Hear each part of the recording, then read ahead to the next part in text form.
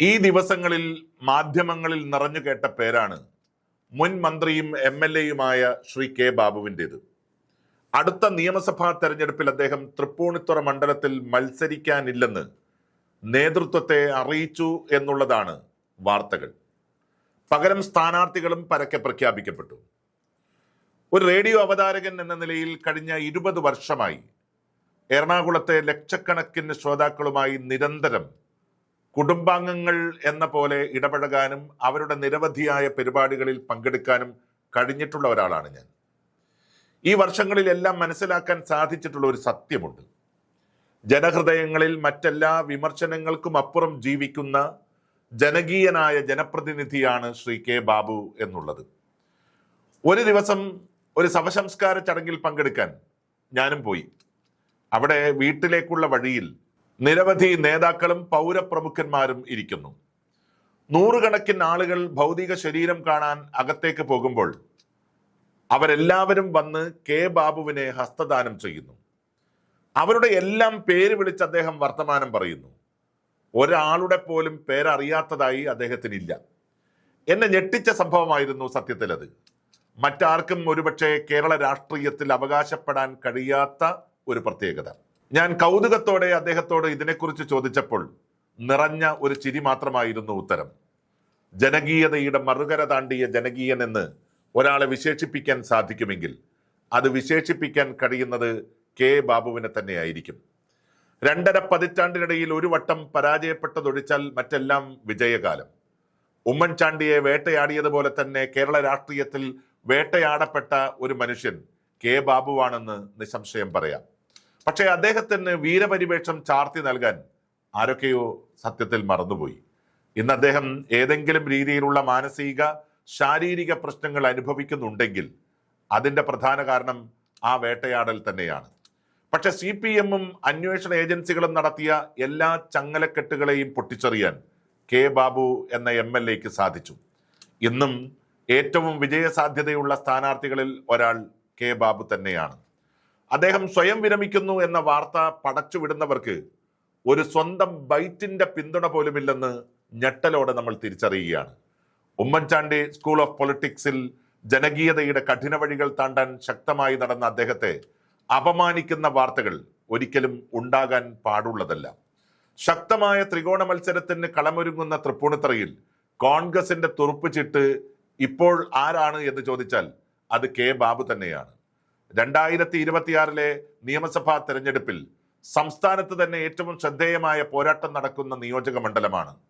TK Ramakrishnan എന്ന CPM അധികായനിലൂടെ ഇടതുപക്ഷത്തേക്ക് എന്നും ചാഞ്ഞു നിന്നിരുന്ന തൃപ്പൂണിത്തുറ കെ ബാബുവിന്റെ വരവോടെയാണ് കോൺഗ്രസിന്റെ കുത്തക മണ്ഡലമായത്.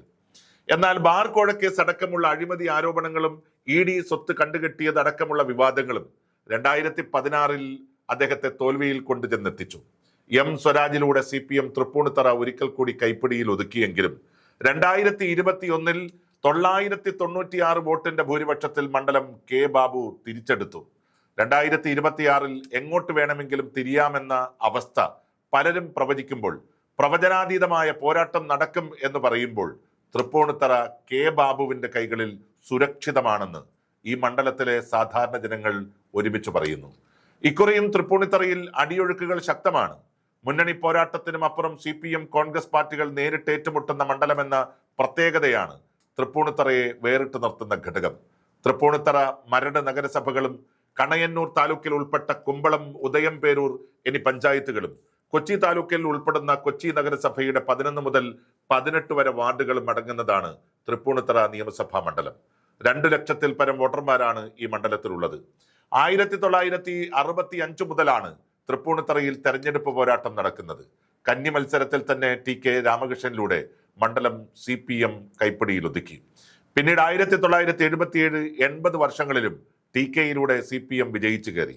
1991 വരെ മാത്രമാണ് തൃപ്പൂണിത്തുറ CPM കുത്തക മണ്ഡലം എന്ന പേര് വെച്ച് അനുഭവിച്ചത്. 91 കോൺഗ്രസിനായി കളത്തിലിറങ്ങിയത് അന്നത്തെ ഏറ്റവും പ്രധാനപ്പെട്ട നേതാവും ഇന്നും MLA ആയിരിക്കുന്ന ശ്രീ കെ ബാബുവാണ്. എതിരാളിയായി എത്തിയത് എറണാകുളം ജില്ലയിലെ ഇടതുപക്ഷത്തിന്റെ ഏറ്റവും കരുത്തനായ നേതാവ് MM ലോറൻസ്. 4946 വോട്ടുകൾക്ക് ലോറൻസിനെ അട്ടിമറിച്ച് കെ ബാബു തൃപ്പൂണിത്തറയിൽ വിജയക്കുതിപ്പ് തുടങ്ങി. 1996 ഭൂരിപക്ഷം 14,000 കടന്നതോടെ തൃപ്പൂണിത്തറയുടെ ജനനായകൻ കെ ബാബു തന്നെയെന്ന് ജനം വിധിയെഴുതി. തുടർച്ചയായി 5 വട്ടമാണ് ആ മണ്ഡലം കെ ബാബുവിനെ കൈതൊട്ടനുഗ്രഹിച്ചത്. ഈഴവ സമുദായാംഗമായ കെ ബാബുവിന് ആ സമുദായത്തിനിടയിൽ വലിയ സ്വാധീനമാണ് ഇക്കാലയളവിൽ ഉണ്ടാക്കാൻ സാധിച്ചത്. ഉദയംപേരൂർ അടക്കമുള്ള മണ്ഡലത്തിലെ സുപ്രധാന കേന്ദ്രങ്ങൾ SNDPക്ക് വലിയ സ്വാധീനമുള്ള ഇടങ്ങളിലാണ്.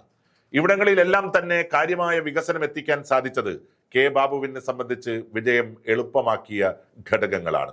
വലിയ അഴിമതി ആരോപണം ഉയർന്നുകേട്ട 2016 തെരഞ്ഞെടുപ്പിൽ 4,467 വോട്ടുകൾക്ക് M സ്വരാജിന് മുന്നിൽ കെ ബാബുവിന് ഒരു വട്ടം കീഴടങ്ങേണ്ടി വന്നു. സംസ്ഥാനത്ത് കോൺഗ്രസിന് വലിയ ഞെട്ടലുണ്ടാക്കിയ പരാജയമായിരുന്നു അത്.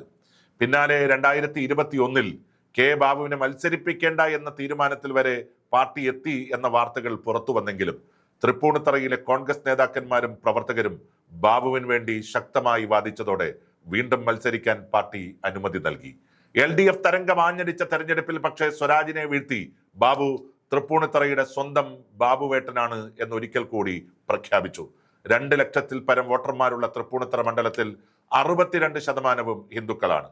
അതിൽ തന്നെ പകുതിയിലേറെ വോട്ടർമാരും ഈഴവ സമുദായത്തിൽ നിന്നുള്ളവരാണ്. 2026 കെ ബാബുവിനെ മാറ്റി പകരം ഒരു പുതുമുഖത്തിന് അവസരം നൽകും എന്ന വാർത്തകൾക്കപ്പുറം തൃപ്പൂണിത്തറ ഇപ്പോഴും ആഗ്രഹിക്കുന്നത് കെ ബാബുവിന്റെ സാന്നിധ്യവും സ്ഥാനാർത്ഥിത്വവും MLA പദവിയും തന്നെയാണ്.